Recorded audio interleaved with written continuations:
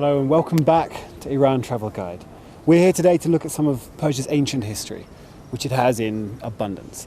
We're in the northern part of Fars province, about 80 kilometers north of Shiraz, and we've come to a place called Naqsh-e Rostam, which means the image of Rostam, which is the name itself is driven from one of the reliefs here. But basically this place is a burial place of 4 of the Achaemenid kings, and we have a lot of Sassanid carvings and reliefs. Yes. So I mean, we look around, it's a beautiful landscape. This beautiful carved rock is a landscape all to its own. And these things have been carved in cross patterns, as you can see, which represent the 4 elements of the water, fire, earth, and the wind. And air, very good. And so there's 4 tombs in here and a series of inscriptions below them. We're going to take you have a look at all of them, and so come with us and learn a little bit more about some of the ancient kings of Persia. Yes, come with us.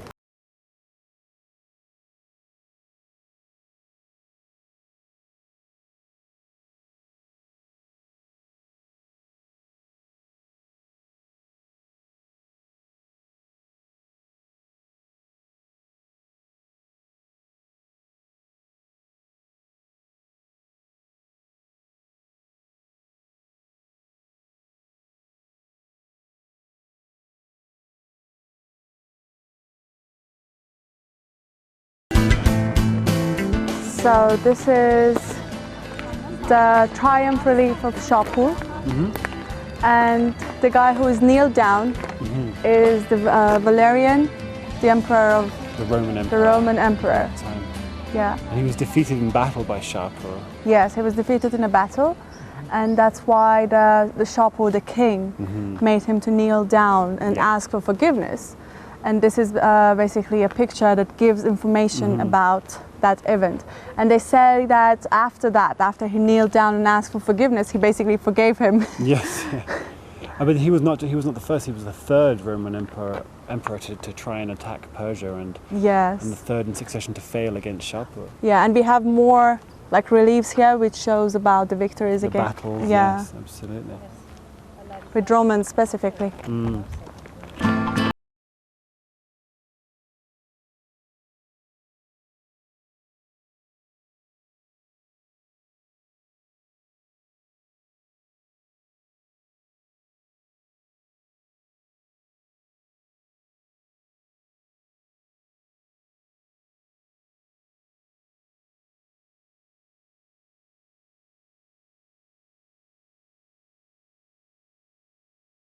Yes. Another king in the Achaemenid dynasty. Further down later on. And this one, the relief, belongs to? Sassanids. Exactly, belongs to Sassanid dynasty. And still even in this one you can see the emphasis on the horse in the army in that time. Again fighting the Romans, who were the perpetual enemy of the Persian Empire. Exactly.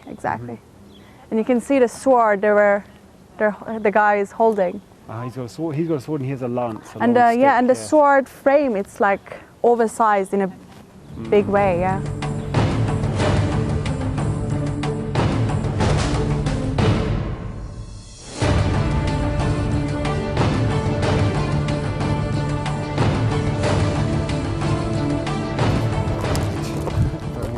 So this one here, right? This is. This was a relief, but it's removed from here. Been removed. Do you remember who was it removed by? I think by Alexander. No, I think he was the one who looted the tombs. Okay. Oh, yeah. There's another Persian king who. Let's have a look, see what it says.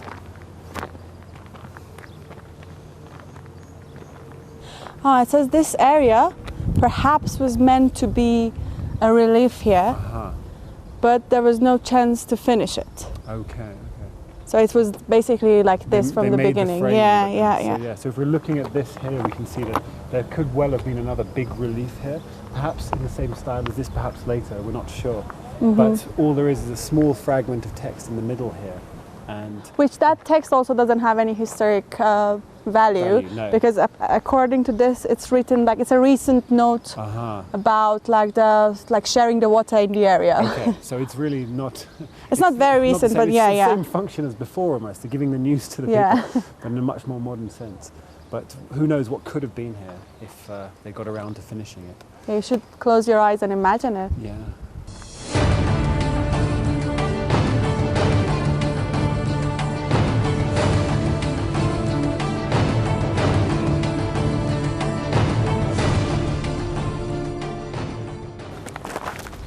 So what we see here is something very different from the rock carvings here. It's a structure built from the ground up and carved in the old Achaemenid style, so we know it's very old. Yeah, and it was for the worship of the Zoroastrian, for their festivals and for the religious festivals, and that's it. So it's got a very different purpose to these other tombs. Yeah. No one's buried inside. And there was an inscription there. We cannot see it from here, from this angle, but there is a description. It's written in 3 languages. In Greek, in Persian, and in Parthian, very old Which is language. about like this, describing the historical events which has happened in that time. And specifically Shahpur. Exactly. But this is one of the most important things which is left from those time in Iran. Well, you can see it's obviously very significant to its constructor who built it so far away from the cities. It's not, say, like in Pasargad or in Persepolis. This was built out here as a symbol of the power. And there have been a lot of tries and efforts to destroy this. Really? By like emperors who attacked here. But still there is something left. It still stands. Yeah. Yes. Oh, very good.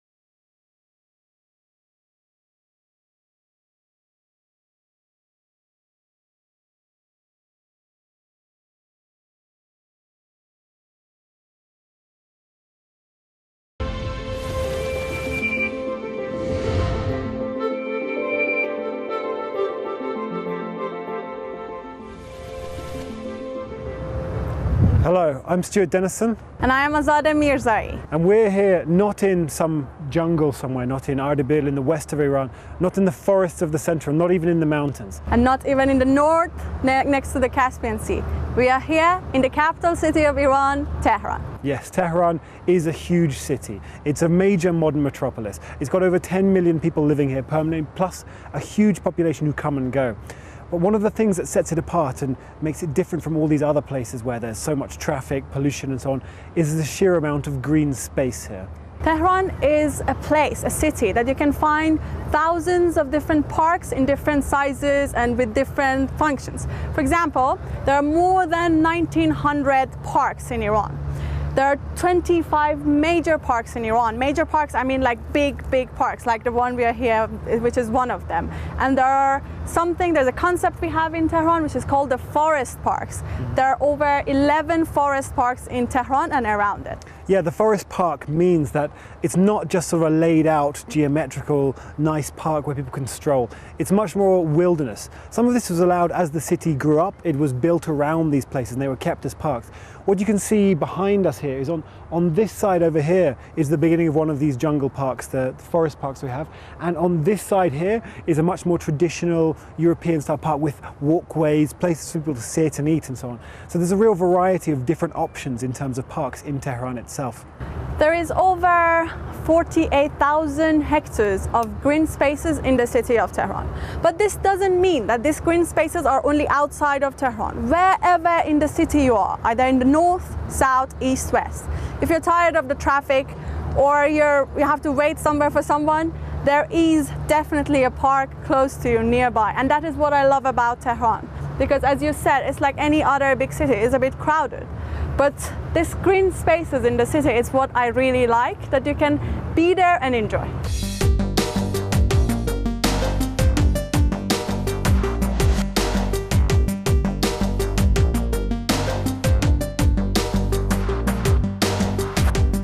And let's talk about the functions of this park. You said some of the functions. What are the use of these parks? People come out and enjoy just the green space.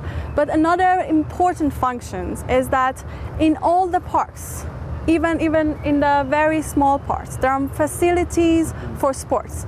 There are, as you call it, the gym stuff you can find in the gym? Yeah, there's sports equipment around. There's sort of little machines as well, sort of permanently placed there, so people can come and have a small workout and as well, practice other sports. Just behind the camera here, we've got people playing badminton.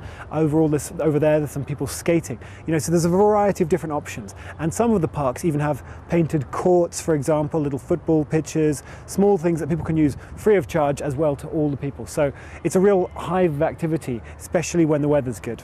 And not only for sports, apart from the courts. Another important thing in Tehran is the cycling stations.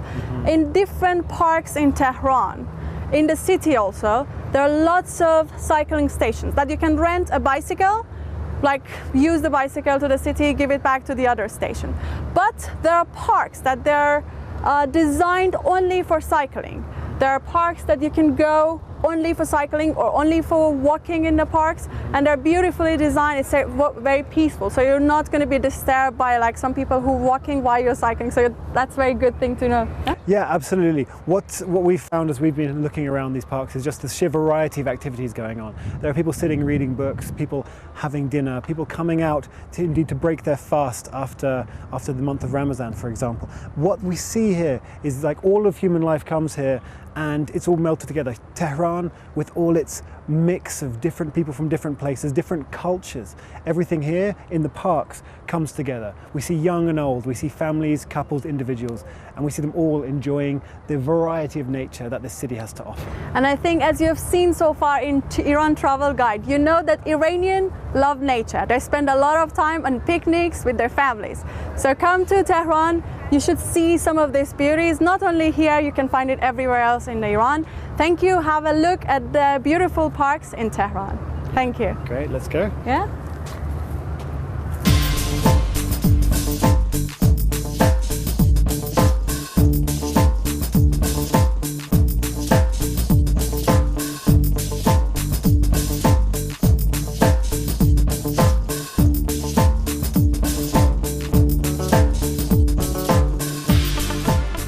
You might all interested about the history of this country, Iran. You might have heard about the ancient Persia and the great history of this country, all the historical places and cities. But there are another aspects for foreigners, for you tourists, to come and see about this country. One of them is the modernity of this country, which you might be interested. A best sample for this modernity is the city of Tehran. Yeah, that's where we're standing right now, and behind us we can see skyscrapers and various other buildings as well, highways, bridges, road tunnels, all sorts of things. What that means is that Tehran is, especially for someone who arrives for the first time, a lot more developed and modern than perhaps you might think. There's a huge amount of different things here that represent the modern life, from the metros and the highways to the modern buildings and the shopping malls. All these sorts of things are existing in this city at the moment.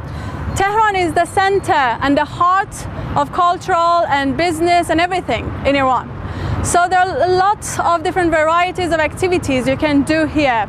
You can see, for example, there are lots of great theater saloons, as you might be interested about theater. There are lots of great theaters happening in this city. There are lots of art galleries, there are lots of cinemas which are here in this city. Yeah, museums too. There's a huge amount of different things going on in the city all the time.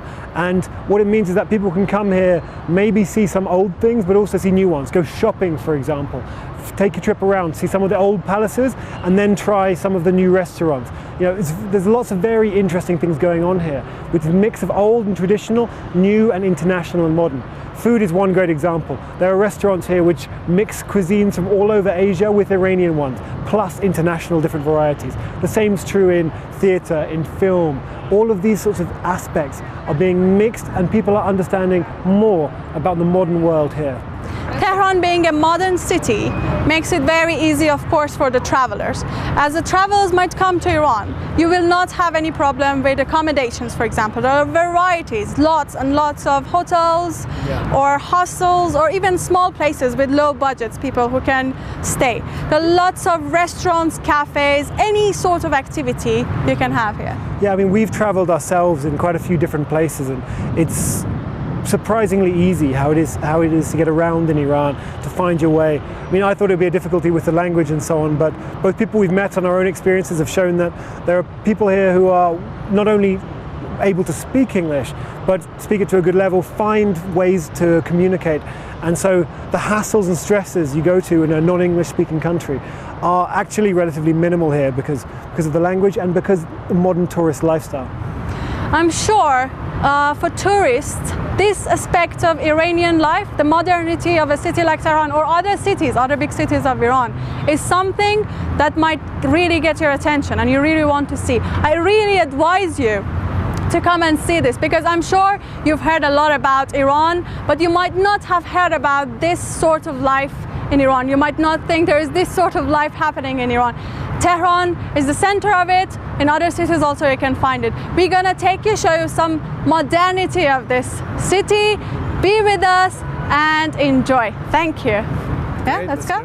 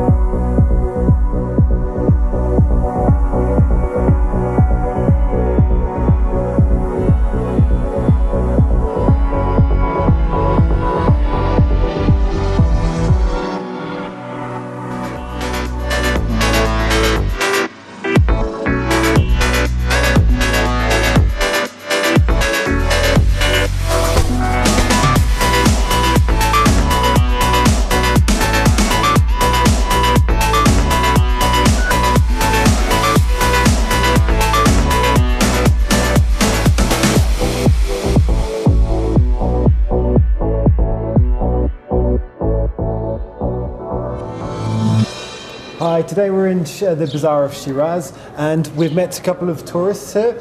Then we've got Jacob from Denmark and William from England. Welcome to Shiraz, guys. Hope Thank you very much. Absolutely. How have you found your trip so far? Oh, incredible. Yeah? Yeah. How long have you been in Iran so far? 3 weeks, 2.5 weeks. Yeah, and I'm running out. This will be my final week. Okay. This is your visa's running out. Yes. Okay. Yes. And you were telling me you guys are coming by bike. Yes, bicycles. We are bike travelers. Yes. Oh wow. Yes. And, yeah, go on. So where did you start from? Where did you come to the country? This I came in at Astara from Azerbaijan. Okay. And that's actually where me and Jakob met as well. Great. You came in through Turkey. Yeah, crossed the border to Urumia. Okay. Okay. Yeah. And I left my front door 9 months ago. Yeah. And Iran will be my final destination. Okay. Yes. You're going back after this. I'm going home. Okay. Is it 9 months? This is 9 months of beard. very impressive. Yeah. That's brilliant. So I mean, what about Iran so far? You said you had a good time. Which cities have you visited? From Astara, just travelling through for me, it's been more the smaller towns and cities, Sure. Okay. meeting local people, and that's been fantastic. Possibly places that are not so used to tourists. Great. I actually left my bicycle at the Caspian coast, and then just took this detour by bus to see some important places, the must-sees. But yeah, you've seen to I started in Urumia and went to Tabriz, and then to Erbil, and then Astara, where we met, and then we biked along the Caspian Sea. So is it safe for bike riding? Oh, absolutely. You had any problem facing any problem? No, Not at all. no. Traffic, nothing. No. No, traffic is very. Traffic is It's traffic. traffic. everywhere. It's Yes. like, Yeah, and I have experienced. Whilst I was experienced better, I've also experienced a lot worse. Sure. People, they give you plenty of room. The driving is, there's no problems. plenty of hellos and I think the main thing when you're cycling along the road is people will stop just to speak. They want to know who you are, where you're from, why you're on bicycle. So whilst you are cycling, you're also trying to maintain this conversation. Lots of stops and starts along the way. A lot. How have you found it? I mean, you say you've been to places more off the tourist trail. How have you found it with the language? Have you picked up any Farsi or do people speak any English? very little Farsi, but it's been very easy to me because I've met a lot of Iranians who speak English. And then 9 months on the road, you start learning body language. Even if you cannot speak any words of each other's language, you can communicate. Hands and water. Okay, great. Thank you so much for your time. Thank you. No problem. And I hope that you're gonna enjoy the rest of your trip. And we will certainly. But best of luck. Iran is going to. absolutely fantastic. Especially as a bike traveler. To go slowly and see things. It's Great. thank you. If you could sum up Iran in maybe 3 words, 4 words, what would you say? Surprising in such a good way. Very good. People being very friendly and open-minded. Open-minded is a big key. We, having spoken to other travellers who have been into Iran, we have an idea. Or but then when you experience it, it is even more so, and it's fantastic. Great. Well, I'm glad you guys have had such a good time. Yeah, me too. It's really good to hear this from you, and thank you for speaking to us, and best of luck on the rest of your journey. Thank you. Thank you so much. Thank you. Cheers. Cheers. Bye. Bye-bye.